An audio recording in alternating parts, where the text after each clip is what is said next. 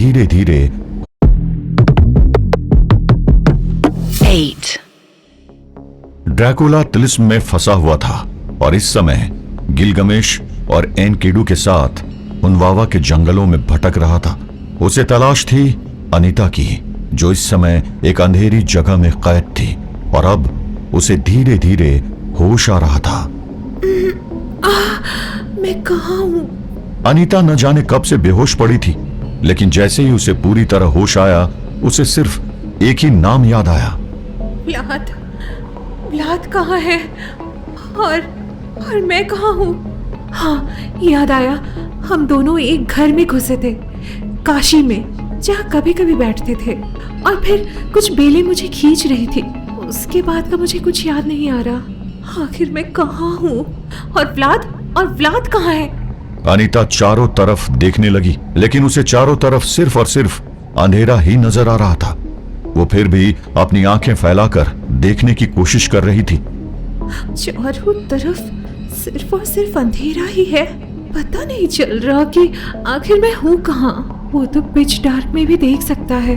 खैर, अभी तो वो यहाँ नहीं है। मुझे खुद ही रास्ता ढूंढना पड़ेगा। पर इस खूब अंधेरे में मैं आखिर जाऊंगी कहाँ? एक काम करती हूँ, उठकर चलना शुरू कर देती हूँ, पर बहुत संभल कर चलना होगा। ना जाने आगे क्या मिल जाए। कहीं कोई गड्ढा या खाई हुई तो मेरा राम नाम सत्य होना पक्का है। जैसे ही अनीता खड़ी हुई, अचानक आवाज के साथ उसे कुछ दूर एक आग जल उठी। उसकी रोशनी में अनीता को अपने सामने एक रास्ता साफ नजर आ रहा था। ओह नो, ये क्या था और ये कैसे हुआ? खैर, जो भी हो, इस अंधेरे से थोड़ा आराम तो मिला। And now I can see a path right in front of me.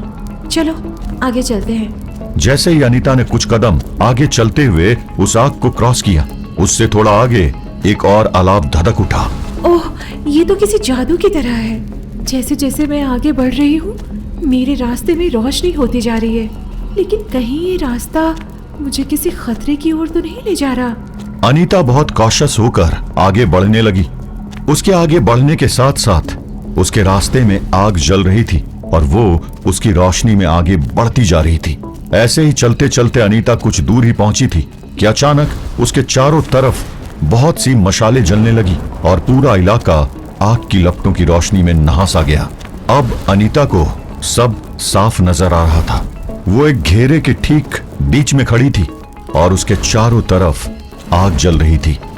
वहीं उसके ठीक सामने एक ऊंचे से प्लेटफॉर्म पर एक सिंहासन रखा हुआ था, लेकिन ये कोई आम सोने या चांदी का सिंहासन नहीं था। ये एक अनोखा सिंहासन था। ये कौन सी जगह है? और ये तो कोई थ्रोन लग रहा है, लेकिन कितना अजीब है। ये तो ऐसे लग रहा है जैसे कि हरी पत्तियों, फूलों और बेलों से बना हुआ है। ऐसा थ्रोन तो मैंने आज तक ना कहीं सुना और ना किसी हिस्ट्री बुक में पढ़ा है। देखना तो बहुत दूर की बात है, मगर ये है किसका? अनीता वैसे तो खुद से ही बात कर रही थी, इसलिए उसे किसी जवाब की उम्मीद भी नहीं थी, लेकिन उसके सवाल का जवाब उसे मिला, उस आवाज के रूप में जो किसी की भी रूह को कपाने के लिए मजबूर कर सकती थी।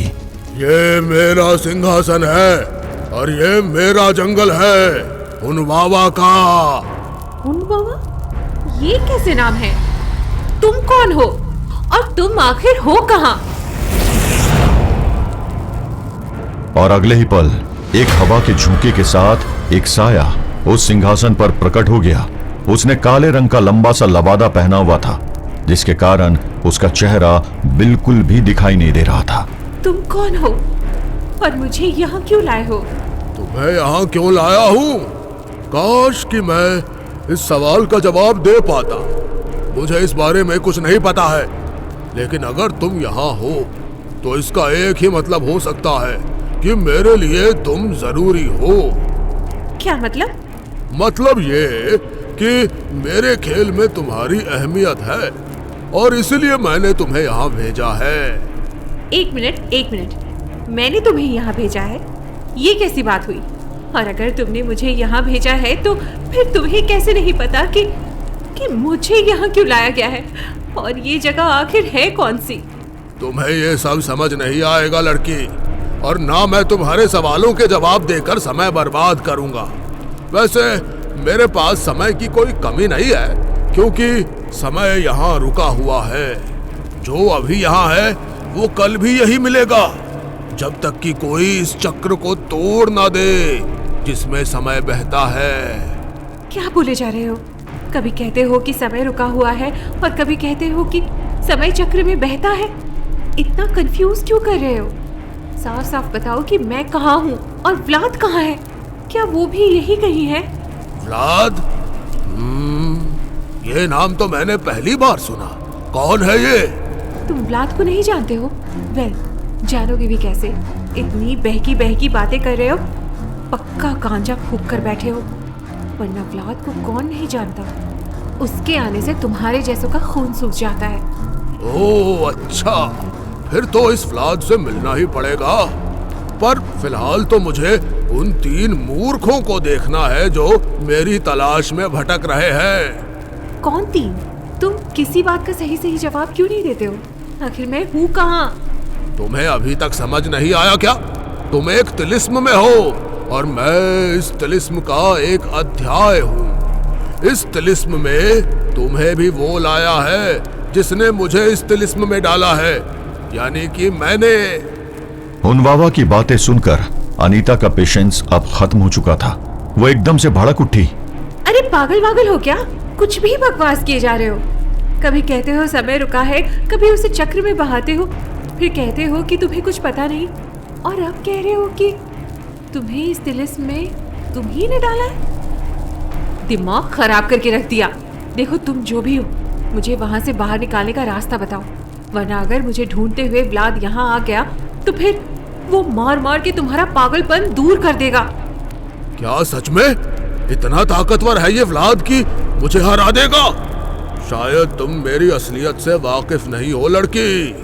मुझे कोई नहीं हरा सकता सिवाय उसके जिसने अब तक जन्म भी नहीं लिया है, और जब तक वो जन्म लेगा मैं दुनिया को इतना बदल दूंगा कि उसकी एक ना चलेगी। पर फिर भी मैं इस व्लाद से मिलना चाहूंगा। कहाँ है वो? क्या वो भी इस तिलिस्म के अंदर है? अगर हाँ तो वो मुझे अब तक दिखा क्यों नहीं? कहीं वो तिलिस्म के किसी और जाल में फंसकर मर तो नहीं गया? अगर ऐसा हुआ है तो बहुत बुरा हुआ, क्योंकि तिलिस्म में मरने वाले की लाश हमेशा हमेशा के लिए तिलिस्म में कैद हो जाती है। इसीलिए उम्मीद छोड़ दो लड़की। व्लाद या कोई और भी यहाँ तुम्हें बचाने नहीं आ पाएगा। वैसे एक बात मुझे भी परेशान कर रही है। आखिर तुम में ऐसा क्या खास है जो मैंने तुम्हें इस तिलिस्म में बुलाया? दिखने में तो तुम एक आम लड़की हो, फिर मैंने तुम्हारे अंदर ऐसा क्या देख लिया? उफ, ये तिलिस्म की मजबूरियां। हुनवावा की बातें सुनकर अनीता पहले से भी बहुत इरिटेट थी और अब उसका गुस्सा अपने पीक पर पहुंच चुका था। व्लाद मर गया होगा? अरे तुम लोगों ने व्लाद को समझ क्या लिया है? उसको तो खुद मौत भी नहीं मार सकती है। अमर है वो, समझे तुम? अमर। अमर? अरे नहीं, कहीं तुम ड्रैकुला की बात तो नहीं कर रही हो? हाँ, पर तुम ड्रैकुला को कैसे? अरे वो भी तो उन 3 मूर्खों में से एक है जो मुझे हराने के लिए मेरे ही जंगल में भटक रहे हैं। अरे उन तीनों का तो मैं बेसब्री से इंतजार कर रहा हूँ। अब तो और मजा आएगा। आने दो तुम्हारे व्लाद को, मेरा मतलब उस ड्रैकुला को। देखते हैं कि कौन सच में अमर है और ड्रैकुला कितना बड़ा योद्धा है। अनीता को कुछ भी समझ नहीं आ रहा था। हुनवावा की बातें उसके सर के ऊपर से निकल रही थी। उसे बस इतना पता चल गया था उसका व्लाद कहीं आसपास में ही है और वो उसे ढूंढता हुआ आ रहा है। लेकिन तिलिस्म के अंदर कब क्या बदल जाए ये कहना असंभव होता है, और इसी बात की वजह से तिलिस्म की दुनिया से बाहर लूसीफर बहुत परेशान चल रहा था। Damn it! कुछ समझ में नहीं आ रहा है। I have tried every trick available to break open that place, लेकिन कुछ भी काम नहीं आ रहा है। इब्लिस, कोई तो रास्ता होगा ड्रैकुला को वहां से बाहर लाने का। नहीं, कोई रास्ता नहीं है। मैंने पहले ही कहा था कि इस तिलिस्म की रचना उनमें से किसी एक की नहीं है। और जहां तक मेरी सोच की बात है तो मुझे उस पर शक है, क्योंकि बाकियों में से कोई तिलिस्म की रचना क्यों ही करेगा। यह तिलिस्म बहुत ज्यादा जटिल है, इसमें न जाने कितनी परतें हैं, इसलिए इसको बाहर से तोड़कर किसी को बाहर निकालना नामुमकिन है। अच्छा खासा मेरा गेम सेट हो रहा था, लेकिन न जाने कहां से इस तिलिस्म ने आकर मेरी सारी प्लानिंग फेल कर दी। अब मैं करूं भी तो क्या करूं? इस तिलिस्म को कैसे तोड़ूं मैं? लूसीफर बहुत ज्यादा परेशान था। उसकी आंखें उसकी चिंता को बयां कर रही थी, लेकिन तभी एक आवाज ने उसके सवाल का जवाब दे दिया। एक रास्ता है तिलिस्म को तोड़ने का। बेलियाल, तुम कब आए? और ये क्या कह रहे हो? मैं बहुत देर से यही था, आपकी बातें सुन रहा था महान लूसीफर। और हाँ, मुझे पता है कि आपके शिकार उस ड्रैकुला को बाहर कैसे लाना है। कैसे लाओगे तुम उसे बाहर? तिलिस्म को तोड़ने का बस एक ही रास्ता है, उसके अंदर जाकर। और मैं उसके अंदर जाऊंगा। मैं बेलियाल अपने शहंशाह लूसीफर की सल्तनत के लिए उस तिलिस्म के अंदर जाऊंगा और बाहर लेकर आऊंगा उस ड्रैकुला को आपके कदमों में।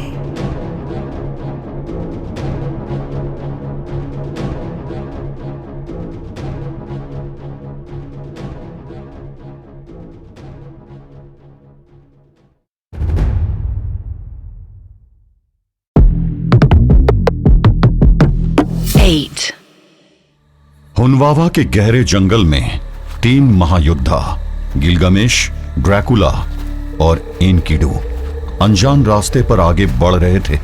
रात का सन्नाटा छाया हुआ था और सिर्फ जंगल की आवाजें सुनाई दे रही थी, लेकिन गिलगामेश के मन के अंदर मानो एक तूफान आ रखा था।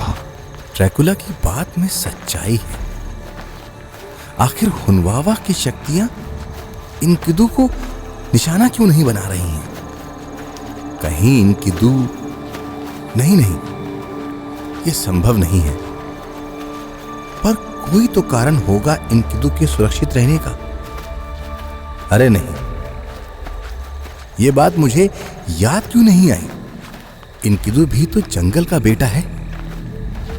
कहीं उसका और हुनवावा का कोई रिश्ता तो नहीं? हुनवावा को मारने की जब भी मैंने बात की है, मेरे साम्राज्य में बस एनकिडू ही मेरा पक्ष लेता आया है। शायद मुझे सतर्क रहना चाहिए। गिलगामेश के मन में शक का बीज पड़ चुका था। एनकिडू इस बात से अनजान था। उसका पूरा ध्यान जंगल में खतरे का एहसास करने में लगा था। तभी अचानक वो रुक गया। क्या हुआ? वो आवाज सुनाई दी तुम दोनों को? तीनों अलर्ट हो चुके थे, लेकिन वो आवाज बस एनकिडू को ही सुनाई दे रही थी। कैसी आवाज? मुझे तो बस जंगल की खामोशी सुनाई दे रही है। नहीं, ध्यान से सुनने की कोशिश करो। एनकिडू के कहने पर ड्रैकुला ध्यान से सुनने की कोशिश करने लगा और अचानक उसके भी कान खड़े हो गए। एनकिडू इज राइट, मुझे भी एक आवाज सुनाई दे रही है। आई थिंक उस डायरेक्शन से आ रही है वो आवाज। पर मुझे कुछ क्यों नहीं सुनाई दे रहा है? पता नहीं, मगर हमें आगे बढ़कर देखना चाहिए कि आखिर ये आवाज है किसकी। एनकिडू आगे बढ़ा और उसके पीछे पीछे ड्रैकुला भी आगे बढ़ चला। गिलगामेश कुछ सेकंड खड़ा होकर दोनों को देखता रहा और फिर उसने भी आगे बढ़ने का डिसीजन लिया, लेकिन उसकी आंखों में शक का कीड़ा तैरता हुआ साफ नजर आ रहा था। तीनों संभल कर घने जंगल में आगे बढ़ रहे थे कि तभी अचानक एक रोशनी जैसी चमकी। तीनों तेजी से रुक गए क्योंकि उन्हें कुछ भी नजर नहीं आ रहा था। और फिर जब रोशनी कम हुई तो उनके सामने एक अति सुंदर स्त्री खड़ी थी। उसकी आंखें जैसे गहरे समुंदर की तरह थी और उसकी आवाज एक मधुर गीत की तरह सुनाई दे रही थी। इतनी सुंदर औरत, ये तो कोई अप्सरा लगती है, मगर ये इस घने जंगल में क्या कर रही है? No idea Gilgamesh. वैसे कहीं ये हुनवावा की कोई चाल तो नहीं है? ड्रैकुला ने वो जवाब गिलगमेश को बहुत धीमी आवाज में दिया था, लेकिन न जाने कैसे उस खूबसूरत औरत ने सब कुछ सुन लिया था। हुनवावा, क्या तुम्हें लगता है कि मैं किसी की चाल हूँ? जीनत किसी की गुलाम नहीं है। वो किसी और की शतरंज का मोहरा नहीं है, ना कभी थी, ना है और ना ही कभी बनेगी। जीनत तो अपनी दुनिया की रानी है। खैर, तुम लोग अपना हाल बताओ। लग रहा है बहुत दूर से आ रहे हो। बताओ क्या लोगे? ना ना, संकोच मत करो। जीनत के पास जो कोई भी आता है, जीनत उसकी इच्छा पूरी करके ही भेजती है। बताओ चलो, क्या चाहिए तुम तीनों को? बोलते बोलते जीनत का जिस्म हवा में लहराया और वो लगभग हवा में फ्लोट करती हुई गिलगमेश के पास जा पहुंची। महान गिलगमेश, एक वीर योद्धा और एक महान राजा। नहीं, तुम तो दुनिया के सबसे महान राजा हो, लेकिन इतना महान राजा इस मनहूस जंगल में क्या ढूंढ रहा है? ओह, अब समझ आया। महान गिलगमेश इस जंगल को हुनवावा से आज़ाद करवाने आए हैं। मगर थोड़ा सोच के बताना, क्या तुम सच में सिर्फ हुनवावा का विनाश करना चाहते हो? अगर हाँ, तो क्या मिलेगा तुमको ऐसा करके? तुम एक महान योद्धा हो गिलगमेश। तुम्हें तो एक नए युग का निर्माण करना चाहिए, एक ऐसे युग का जहाँ पूरी दुनिया पर सिर्फ तुम्हारा राज हो और जहाँ दुनिया की हर खूबसूरत औरत तुम्हारे चरणों की दासी हो। गिलगमेश की सांसें अचानक ही तेज होने लगी।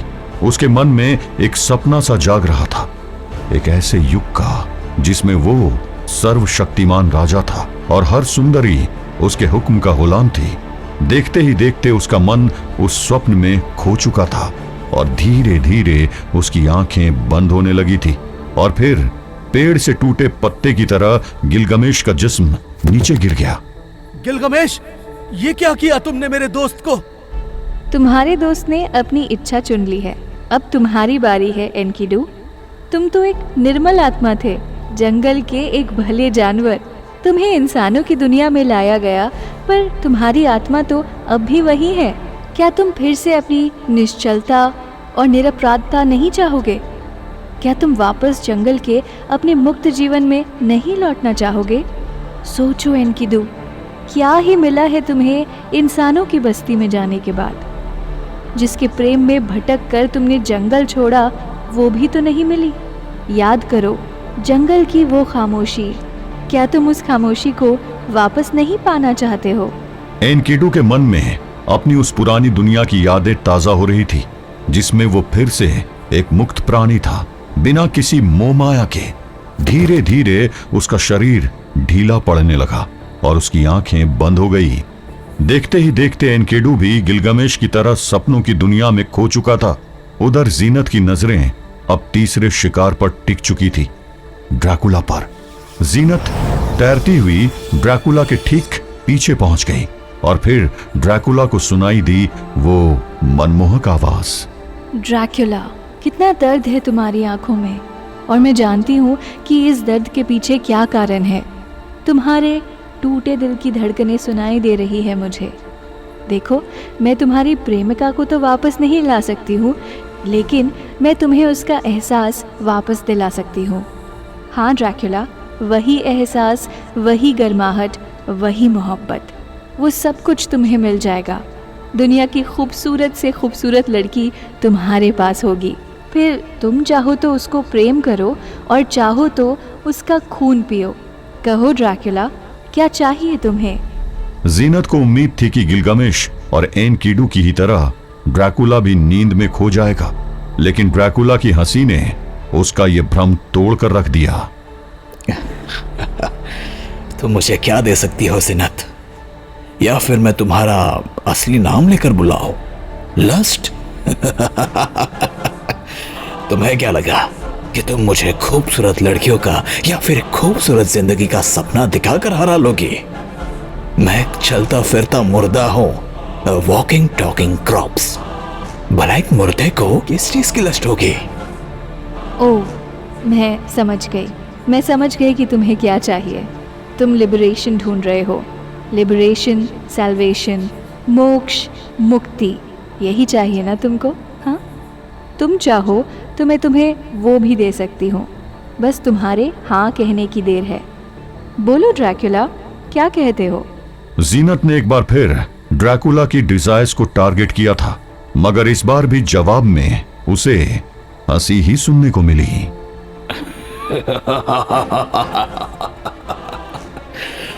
अच्छी कोशिश थी, मगर दिक्कत यह है कि मैं जानता हूं कि मुझे मोक्ष इतने आसानी से नहीं मिल सकता है, क्योंकि अगर इतना ही आसान होता तो मैं अब तक तुम्हारे हलक में हाथ डालकर उसे निकाल चुका होता। जानती हो, जब से मुझे ये रियलाइज हुआ था कि हुनवावा 7 सिंस का इस्तेमाल करके अटैक कर रहा है, मुझे इस बात का पूरा भरोसा था कि एक तुम ही हो जिससे मैं आसानी से हरा दूंगा। इनफैक्ट तुम्हें तो मैंने उसी दिन हरा दिया था जिस दिन मुझे ये रियलाइज हुआ था कि मेरी एग्जिस्टेंस का कोई मतलब नहीं है, और जिस इंसान को मोक्ष चाहिए होता है ना, उसके मन में किसी तरह की लस्ट बाकी नहीं रहती है। ड्रैकुला की बात खत्म करते ही लस्ट का खूबसूरत चेहरा बिगड़ने लगा और उसके चेहरे पर प्रेम वासना की जगह क्रोध और नफरत के भाव आ गए। बहुत अच्छी बात बताई तुमने, मगर अब तुम अपने साथियों को ये ज्ञान कैसे दोगे? वो दोनों तो अपनी डिजायर्स के समुंदर में मस्त गोते लगा रहे हैं। कैसे निकाल पाओगे तुम इनको मेरे ट्रैप से? हाँ, ड्रैकुला लस्ट के झांसे में नहीं आया था, लेकिन गिलगमेश और एनकेडू फंस चुके थे और अब ड्रैकुला को यह समझ नहीं आ रहा था कि वो उनको उस लस्टफुल स्लिप से बाहर कैसे निकालेगा। ड्रैकुला के साथ ही लस्ट के कैद में फंसे हुए थे। उधर तिलिस्म की दुनिया से बाहर लूसीफर का एक योद्धा बेलियल तिलिस्म के अंदर घुसने की तैयारी में था। एल्विस एक अंधेरी सी गुफा के सामने खड़ा हुआ कुछ मंत्र पढ़ रहा था। सामने एक आग जल रही थी और उस आग के चारों तरफ भालों की नोक पर इंसानों के कटे हुए सर टंगे हुए थे।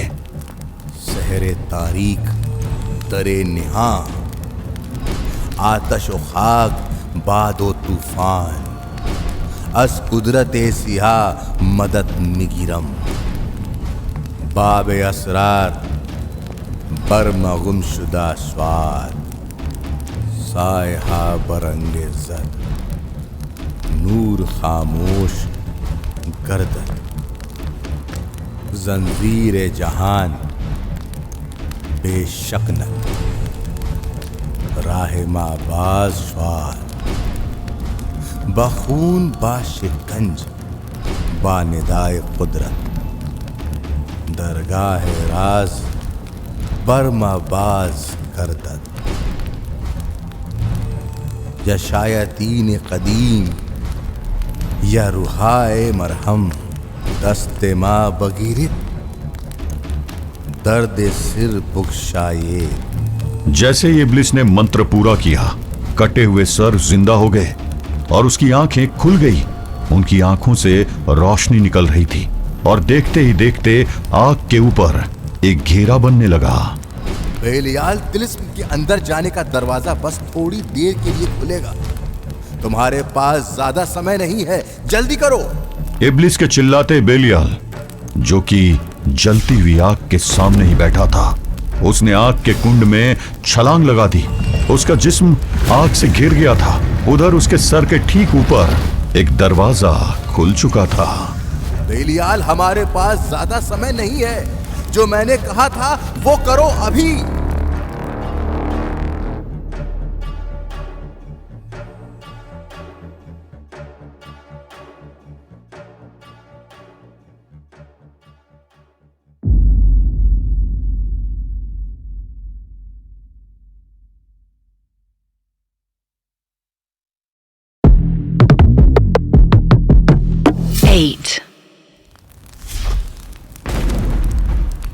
बेलियाल, तिलिस्म के अंदर जाने का दरवाजा बस थोड़ी देर के लिए खुलेगा। तुम्हारे पास ज्यादा समय नहीं है, जल्दी करो। इब्लिस के चिल्लाते ही बेलियाल, जो कि जलती हुई आग के सामने ही बैठा था, उसने आग के कुंड में छलांग लगा दी। उसका जिस्म आग से घिर गया था। उधर उसके सर के ठीक ऊपर एक दरवाजा खुल चुका था। बेलियाल, हमारे पास ज्यादा समय नहीं है, जो मैंने कहा था वो करो अभी। अगले ही पल बेलियाल ने अपनी तलवार से अपना बायां हाथ काट दिया और जैसे ही वो हाथ नीचे गिरा, कुंड की आग ने विकराल स्वरूप ले लिया। बेलियाल का जिस्म उस आग में भस्म होते देर नहीं लगी और ये देखकर इब्लिस के चेहरे पर एक मुस्कान आ गई। काम हो गया महान लूसीफर, काम हो गया। इब्लिस की एक्साइटमेंट देखकर हैरान खड़ा लूसीफर भड़क उठा। कौन सा काम हो गया? तुमने तो बेलियाल को एशेस में कन्वर्ट कर दिया। आखिर तुम किस बात के लिए इतना एक्साइटेड हो रहे हो? महान लूसीफर, उधर देखिए। इब्लिस के बोलने पर लूसीफर ने दोबारा अग्निकुंड की ओर देखा, मगर उसे कुछ समझ नहीं आया। अरे पर क्या देखूं? आग को देखिए, आग का धुआं कुंड के ऊपर खुले उस पोर्टल के अंदर जा रहा है और उसी धुएं के साथ जा रही है बेलियाल की राख। बेलियाल की राख? तू पागल हो गया क्या इब्लिस? बेलियाल की राख का मैं क्या करूंगा? बेलियाल को तिलिस्म के अंदर ऐसे नहीं भेज सकते, क्योंकि अगर कोई जिंदा इंसान या शैतान सीधे तिलिस्म में घुसने की कोशिश करता तो तिलिस्म बनाने वाले को पता चल जाता और वो हमें रोक देता। या फिर ये भी संभव था कि तिलिस्म में घुसने की कोशिश में बेलियाल मारा जाता। ऊपर से बेलियाल जैसे लंबे चौड़े राक्षस के लिए जितना बड़ा दरवाजा खोलना पड़ता, उतना खोलना नामुमकिन था। इसलिए मैंने बेलियाल को भेजने के लिए अपनी काली शक्तियों का सहारा लिया। शमशीर गैब ये एक बहुत मुश्किल काला जादू है और इसे जगाने के लिए जलते हुए मांस की रक्त की बलि चाहिए होती है। बेलियाल का अग्नि कुंड में कूदकर अपना हाथ बलि चढ़ाना उस काली शक्ति का इस्तेमाल करने के लिए जरूरी था। अब बेलियाल का जिस्म एक धुएं और राख के उड़ते ढेर में आग के साथ उस छोटे से दरवाजे से तिलिस्म में घुस रहा है और अंदर पहुंचते ही उसका जिस्म उसे वापस मिल जाएगा। इब्लिस की बात सुनकर लूसीफर का गुस्सा शांत हो चुका था। वो ध्यान से उस पोर्टल की तरफ देखने लगा जो अब धीरे धीरे बंद हो रहा था, मगर ये देखकर इब्लिस परेशान हो गया। दरवाजा बंद हो रहा है, इसका मतलब है कि सुरक्षा शक्ति को तिलिस्म की दीवारों में बने इस दरवाजे के बारे में पता चल गया है। अगर दरवाजा अभी बंद हो गया तो बेलियाल का आधा जिस्म यहीं रह जाएगा। क्या? अरे तो रोको इसे इब्लिस। माफी महान इब्लिस, लेकिन इसे रोकना बहुत मुश्किल है। मुश्किल है ना? इम्पॉसिबल तो नहीं है। डू इट इब्लिस, रोको इसे। बड़ी मुश्किल से तो व्लाद को बाहर निकालने का एक रास्ता मिला है। लूसीफर के चेहरे पर परेशानी साफ दिख रही थी और सिर्फ इब्लिस के पास इस परेशानी का हल था। शमशीर गैब की शक्ति कमजोर पड़ रही है, उसे और ताकत की जरूरत है और उसके लिए मुझे खुद इस कुंड में अपना लहू डालना होगा। तो करो ना, वेट किस बात का कर रहे हो? इतना आसान नहीं है महान लूसीफर।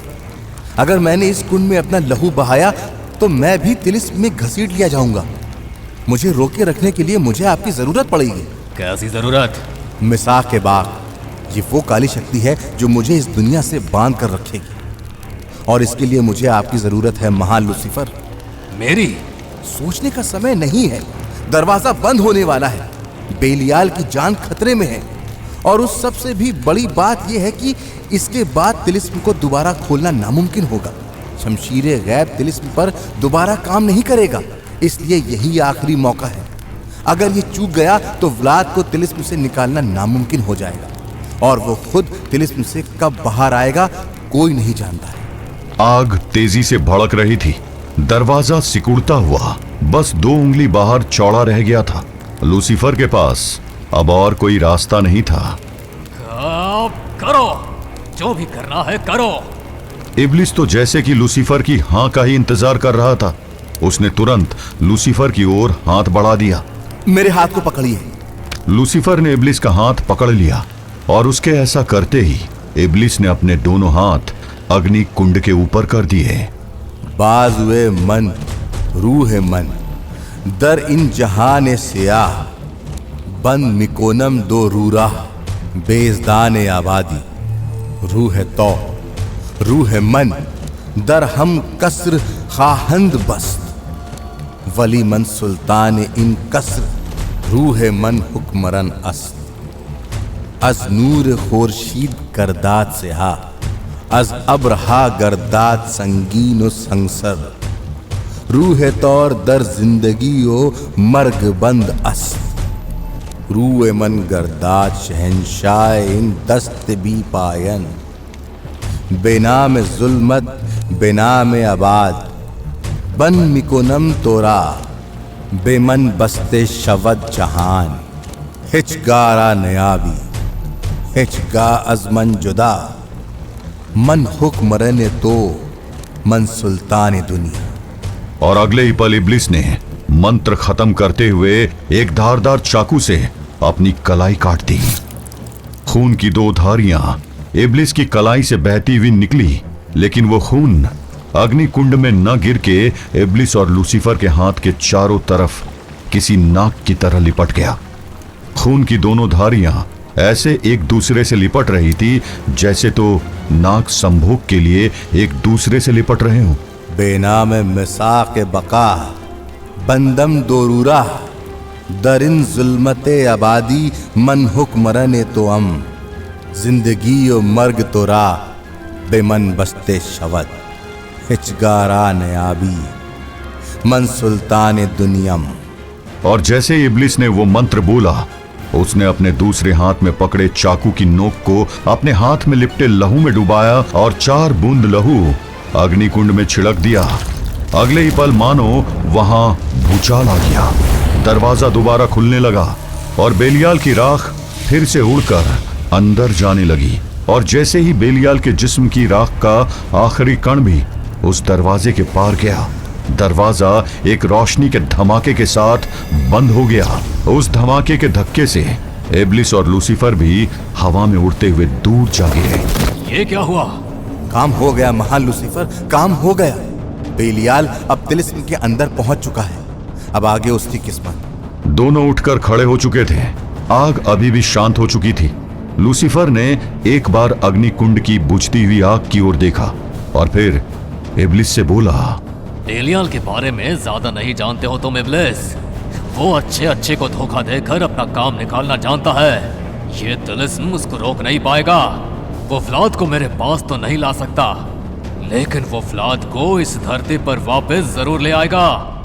और फिर आगे का काम रूट को करना है। रूट को दोबारा एक्टिवेट करने का टाइम आ गया है। जाओ इब्लिस, रूट को बता दो कि उसके मास्टर ने उसे याद किया है। लूसीफर आदेश देकर निकल गया।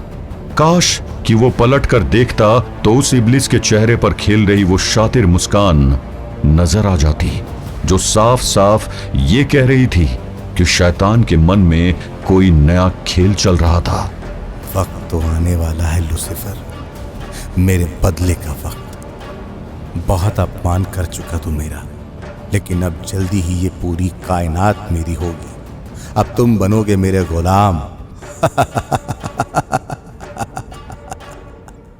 खेल बहुत गहरा था और इस खेल में अनेक पार्टें थी और भगवान चित्रगुप्त इस समय इस सब की पूरी जानकारी धर्मराज को दे रहे थे। चित्रगुप्त, आखिर ये सब क्या हो रहा है? ये कहानी इतनी उलझ चुकी है कि मुझे कुछ समझ में नहीं आ रहा है। मैं समझता हूँ धर्मराज, लेकिन जहाँ समस्त ब्रह्मांड दानव पर हो वहाँ कहानी जटिल होने लगती है। मैं आपको एक एक करके समझाता हूँ। ओमकार इस समय अंजनी पुत्र के बताए मार्ग पर चलते चलते लौरिक की चट्टान के पास पहुंचा है। ये मार्ग उसे पर्वताक्ष की तलवार के सत्य से परिचित करवाएगा। अवश्य ही इस तलवार का आने वाले भविष्य में कोई काम है, वरना प्रभु ओमकार को इस मार्ग पर नहीं भेजते। दूसरी तरफ लूसीफर और इब्लिस ने ड्रैकुला को उसके, आप जानते हैं किसके, तिलिस्म से निकलने के लिए अपने एक शैतान बेलियाल को तिलिस्म के अंदर भेजा है। रही बात इस कथा के नायक की, तो ड्रैकुला अभी भी तिलिस्म के अंदर है। प्रभु अपने मानस स्वरूप में उस पर नजर रख रहे हैं, किंतु अंदर क्या हो रहा है इसकी मुझे कोई जानकारी नहीं है। जहां तक बात है रूट की, तो वो भी कहीं छुपा हुआ है। ये सारे किरदार और ये सारी कहानियां अलग अलग दिशा में बढ़ते हुए भी एक ही दिशा में जा रहे हैं। आगे क्या होगा ये ना मेरे दस्तावेजों में लिखा है और ना ही किसी और को पता है। प्रारब्ध भी जहां दिशाहीन हो जाए, उसी युग का नाम है कलयुग, और ये उसी कलयुग का असर है कि हम सबकी दिव्य दृष्टि काम नहीं कर रही है। और वो कहाँ है? उसे आज तक कोई ढूंढ पाया है धर्मराज? वो कहाँ है ये तो नहीं पता, लेकिन वो जहां भी है उसने तिलिस्म बहुत अनोखा रचा है। ये ड्रैकुला की अब तक की सबसे बड़ी परीक्षा है। देखते हैं क्या ये तिलिस्म टूटेगा या ड्रैकुला को हमेशा हमेशा के लिए निगल जाएगा उसका तिलिस्म। हम और आप प्रतीक्षा करने के अतिरिक्त और कुछ कर भी नहीं सकते हैं। जो कर सकता है वो है सिर्फ एक ड्रैकुला।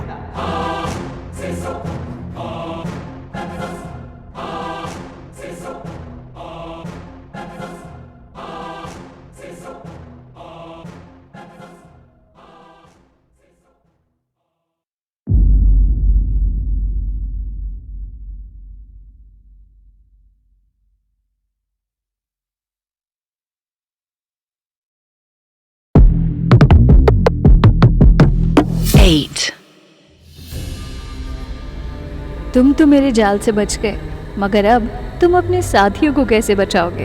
वो दोनों तो अपनी डिजायर्स के समंदर में मस्त गोते लगा रहे हैं। कैसे निकालोगे इनको तुम मेरे ट्रैप से? हाँ, ड्रैकुला लस्ट के झांसे में नहीं आया था, लेकिन गिलगमेश और एनकिडू फंस चुके थे और अब ड्रैकुला को ये समझ नहीं आ रहा था कि वो उनको उस लस्टफुल स्लिप से बाहर कैसे निकालेगा।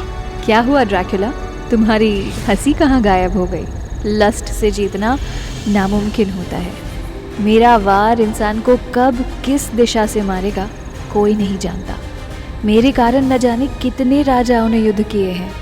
वो मैं ही थी जिसने रावण की बुद्धि भ्रष्ट करी थी। वो मैं ही थी जिसने कौरवों को द्रौपदी का चीरहरण करने को उकसाया था।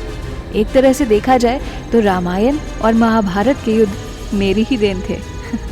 मैंने तो इंद्र तक को नहीं छोड़ा। उसके पतन का कारण मैं ही थी। मैंने ही उसके मन में अहिल्या के लिए दुर्भावना भरी।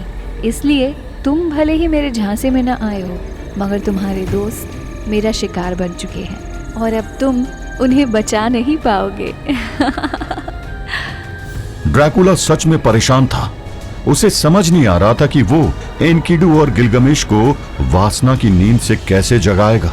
जीनत को इस बात पर भरोसा था कि ड्रैकुला के पास इस वार का कोई तोड़ नहीं होगा, लेकिन वो ड्रैकुला की शक्तियों से पूरी तरह अनजान थी। अगले ही पल ड्रैकुला एनकिडू की ओर बढ़ा और उसने जमीन पर लेटे हुए एनकिडू की आंखें अपनी उंगलियों से खोल दी। ड्रैकुला अब सोए हुए एनकिडू की आंखों में झांक रहा था और ड्रैकुला की आंख की पुतलियां गोल गोल घूम रही थी।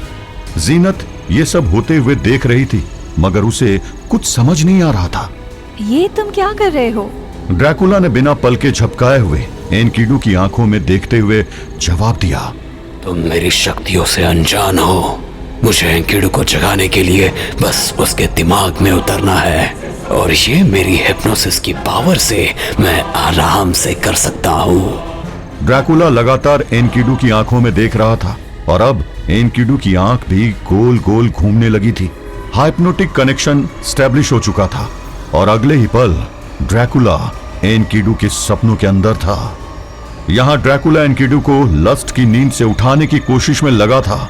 वहीं दूर कहीं एक चट्टान के पास बैठकर ओमकार उस बुढ़िया की कहानी सुनने जा रहा था, जो अपना नाम मंजरी बता रही थी।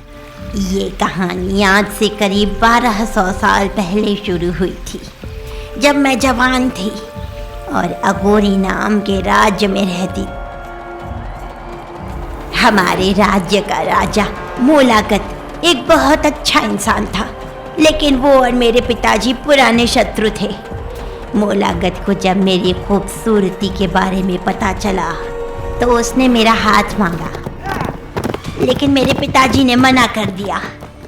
उसी समय मेरे गांव से कुछ दूर एक योद्धा रहता था, लोरिक। उसके शौर्य की कहानियां हर गली हर बाजार में सुनाई जा रही थी। वो एक महान वीर था जो युद्ध के मैदान में विजय प्राप्त करता जा रहा था, लेकिन जितना महान था उतना ही सन्यासी जैसा जीवन जी रहा था। मैं हर रोज नदी से पानी भरने के बहाने जाकर उसको देखती थी। उसके वीर रस से भरे किस्से सुनकर मैं उसकी दीवानी हो चुकी थी। और धीरे धीरे मेरे मन में उसे पाने की इच्छा जाग चुकी थी। मैं उसके शौर्य और रूप पर मोहित हो चुकी थी, मगर मन ही मन एक और सच्चाई मुझे तोड़ रही थी कि उसके साथ जीने का अर्थ है एक सन्यासन की तरह जीना। प्रेम और यथार्थ के बीच कभी फंसे हो तुम? आपका दिल प्रेम का गुलाम हो जाता है और आपका दिमाग आपको यथार्थ से परिचित करवाने की कोशिश करता रहता। मैं उसी मझधार में फंसी हुई थी। फिर एक दिन राजा खुद मेरे घर आ गया। अब तक लोरिक भी मेरे प्यार में घिर चुका था और जिस समय राजा मेरे द्वार पर आया वो भी मेरा हाथ मांगने आ पहुंचा।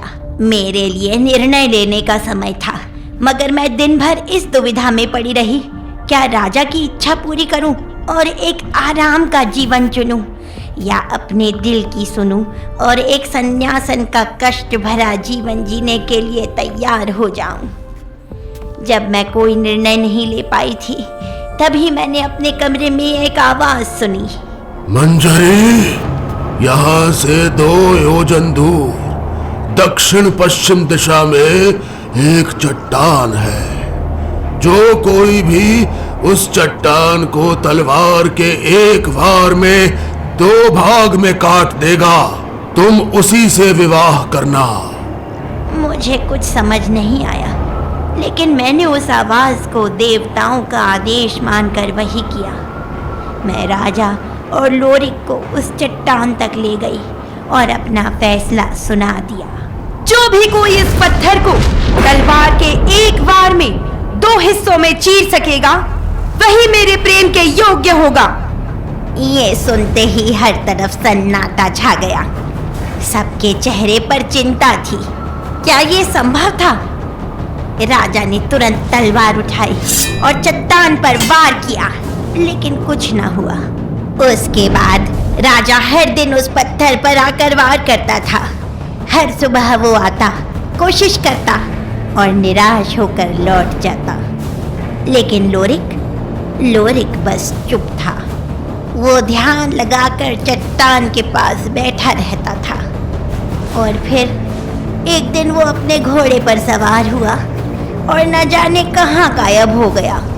लोरिक बिना किसी को कुछ कहे कहीं चला गया था।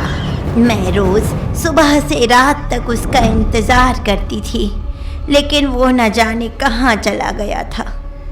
उधर राजा रोज तलवार उठाता, संघर्ष करता, पर वो पत्थर हिल भी नहीं रहा था। मैं कुछ समझ नहीं पा रही थी। क्या लोरिक डर गया था? क्या वो मेरी शर्त से भाग रहा था?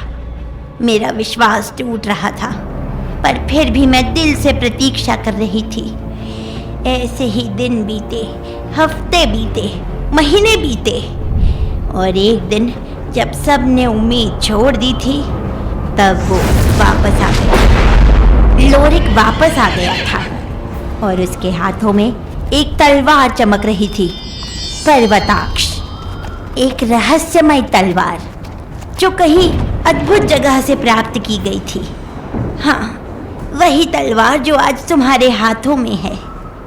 सब लोग उसके आसपास जमा हो रहे थे, देख रहे थे कि क्या होने वाला था। मैं भी भीड़ के बीच से देख रही थी। मेरे दिल की धड़कनें तेज हो रही थी। और फिर लोरिक ने तलवार उठाई, एक सांस ली और सिर्फ एक वार में उसने उस पत्थर को 2 टुकड़ों में चीर दिया। सब लोग हैरानी से ये चमत्कार देख रहे थे। राजा चुप हो गया था। मेरी आंखों में आंसू आ रहे थे, क्योंकि मैं जानती थी कि अब मुझे मेरा साथी मिल चुका था। मगर ये कहानी अब तक बहुत करवटें ले चुकी थी। खैर, शर्त के अनुसार अब मुझे लोरिक से विवाह करना था, और विवाह हुआ भी। मैं लोरिक से विवाह कर रही थी।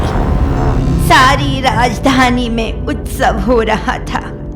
नगरवासी खुश थे, मगर जानते हो ओमकार, इस दुनिया में सबसे चंचल वस्तु क्या है? क्या? मन। ये मन इस संसार की सबसे चंचल वस्तु है। ये आज यहाँ है तो कल वहाँ है। इसमें ठहराव नहीं है, और जिसमें ठहराव नहीं होता है उसे एक दिन थामने वाला कोई नहीं बचता है। पेड़ से टूटा हुआ एक पत्ता भी अंत में ठहराव की तलाश में जमीन पर गिर जाता है। हवा में उड़ते पक्षी भी रात होते ही अपने घोंसले में वापस जाते हैं, मगर ये मन कहीं टिकना ही नहीं जानता है। हम सब अपने मन के गुलाम हैं, और ये मन ही हमारे दुखों का कारण है। जो इस मन को थाम लेता है वो मोक्ष की राह पर निकल जाता है, और जो मन की चंचलता के आगे झुक जाता है वो जीवन मृत्यु के इस चक्र में भागता रहता है। मैंने लोरिक से प्रेम किया क्योंकि मेरा मन उसमें ठहराव देख रहा था, लेकिन जैसे ही मुझे लोरिक का साथ मिला ये मन फिर से मचलने लगा। या यूं कहूँ कि मेरा मन बहुत पहले से ही इस भटकाव की तैयारी में था, और अब इस मन में उतर चुका था राजा मोलागत। मंजरी की बात सुनकर कहानी को गंभीरता से सुनता ओमकार चौंक पड़ा। उसे अपने कानों पर यकीन ही नहीं हो रहा था। क्या कह रही है आप? आपको राजा से प्रेम हो गया था? मैं जानती हूँ कि तुम्हें मेरी बात सुनकर आश्चर्य हुआ है, मगर इसे मेरे नजरिए से देखो।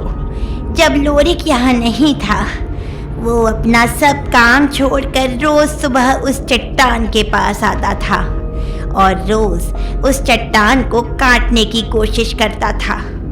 मैंने प्रेम के लिए लोरिक की साधना देखी थी, मगर मैंने अपने प्रेम को पाने के लिए राजा की जिद भी देखी थी।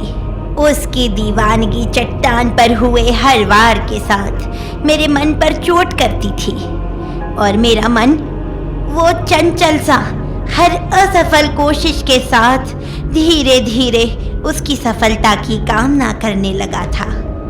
जब तक लोरिक वापस आए तब तक मेरा मन दो भाग में बंटने लगा था। एक जो लोरिक के आने का इंतजार कर रहा था, और दूसरा जो राजा की विजय की कामना कर रहा था। जानते हो ओमकार, जब मन बट जाता है ना तो वो दोनों हिस्से आपस में लड़ने लगते हैं, और उनका युद्ध उस इंसान को अंदर से तोड़ कर रख देता है। जब मेरा विवाह लोरिक से हुआ तब मेरे मन के उस हिस्से को गहरा आघात लगा था जो राजा की विजय की कामना कर रहा था। और जब मन के घाव बहुत गहरे होने लगते हैं ना, तब वो बगावत करने लगता है, और उसी बगावत का शिकार बन गई मेरी ये कहानी। लोरिक और मंजरी की प्रेम कहानी की गवाही देती है ये चट्टान, मगर ये चट्टान एक और बात की गवाह है, मेरे विश्वासघात की गवाह। हाँ ओमकार, कहानी अभी बाकी है, और इस कहानी के केंद्र में है वो तलवार जिसका नाम है पर्वताक्ष।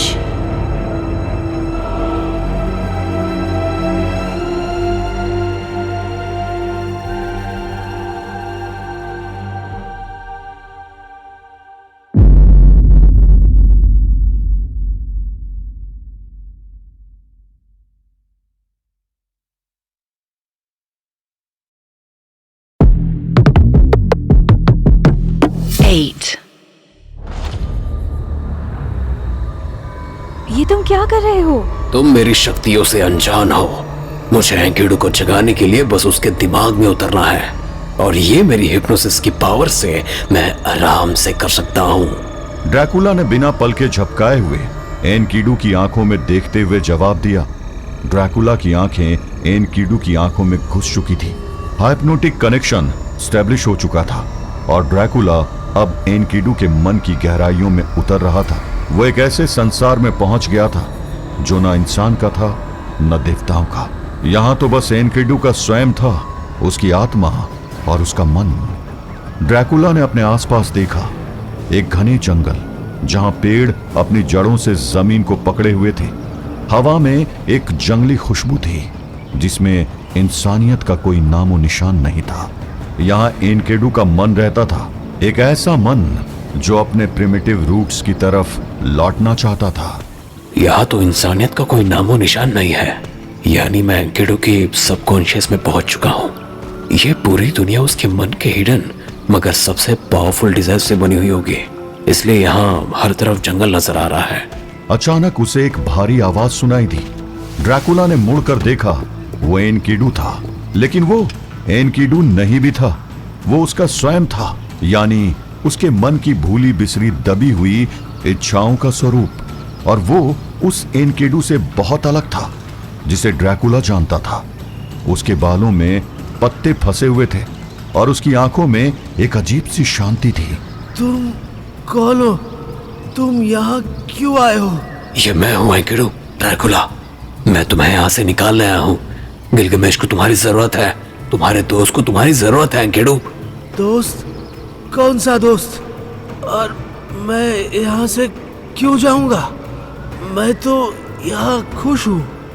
यहाँ कोई विवाद नहीं, कोई जिम्मेदारी नहीं, बस प्रकृति है, मैं हूँ और एक अंतहीन सुकून है। ड्रैकुला ने एनकिडू की आंखों में देखा। वो आंखें जो एक तरफ से शांति से भरी थी, लेकिन दूसरी तरफ उसमें एक गहरी उदासी छुपी हुई थी। क्या तुम सचमुच खुश हो या सिर्फ अपने रियलिटी से भाग रहे हो? भाग रहा हूँ? नहीं, मैं तो अपने आप को ढूंढ रहा हूँ। मैं जंगल में पैदा हुआ, जंगल में बड़ा हुआ और फिर किस्मत मुझे इंसानों की दुनिया में खींच लाई। मैं उनके बीच रहते रहते इंसानों जैसा बन गया, मगर इंसान बनकर मैंने क्या पाया है? जंगल में जीवन था, मगर इंसानों की दुनिया में तो हर तरफ मौत ही मौत नजर आती है। वो एक ऐसी दुनिया है जहां हर पल किसी ना किसी से लड़ना पड़ता है जीने के लिए। मैं ऐसी दुनिया में वापस क्यों जाऊंगा जहां हर पल एक युद्ध की तरह है? बोलो ड्रैकुला। तुम गलत सोच रहे हो एनकिडू। इंसानों की दुनिया जंगल से ज्यादा अलग नहीं है। तुम कहते हो कि उस दुनिया में हर कदम पर डेथ है, बट डेथ तो सब जगह है, और डेथ पूरी कब से हो गई? ये तो इस यूनिवर्स का थंब रूल है, what takes birth will meet death. क्या तुम्हारे जंगल में कोई मरता नहीं है? क्या तुम्हारे जंगल में वायलेंस नहीं होता? लायन, टाइगर, क्रोकोडाइल, ये सब क्या शिकार नहीं करते?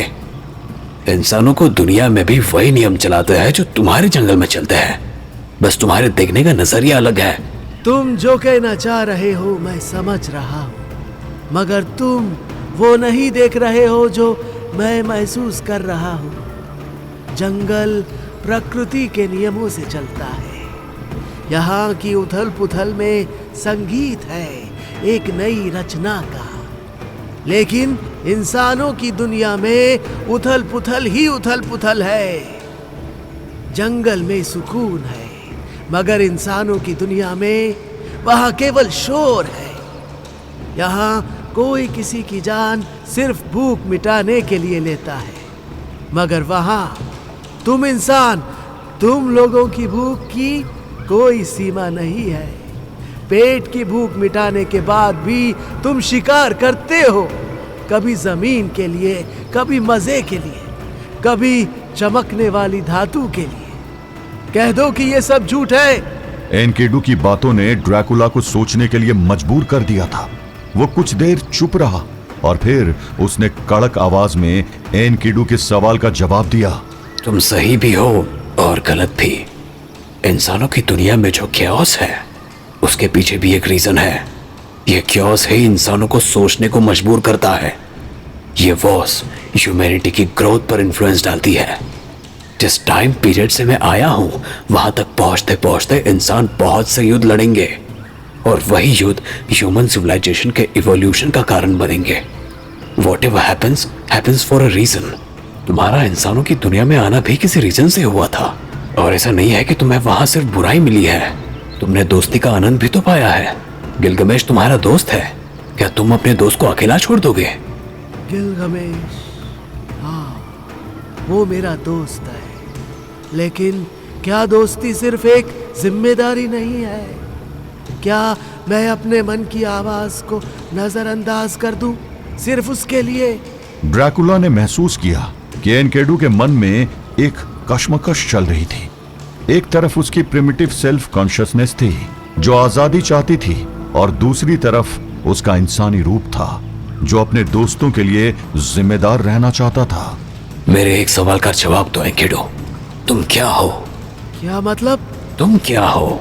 अगर कोई तुमसे पूछे कि एनकेडू कौन है, वो क्या है, तो तुम उसे क्या रिप्लाई दोगे? ड्रैकुला के सवाल ने एनकेडू की सेल्फ कॉन्शियसनेस को कंफ्यूज कर दिया था। वो चुप रहा और ड्रैकुला ने अपने सवाल जारी रखे। बोलो एनकेडू, क्या हो तुम? अपने आप को कैसे डिफाइन करोगे? क्या तुम्हारा जन्म बस जंगल में घूमने, खाने और सोने के लिए हुआ है? क्या यही एनकेडू की पहचान है? क्या तुम खुद को पहचानते हो?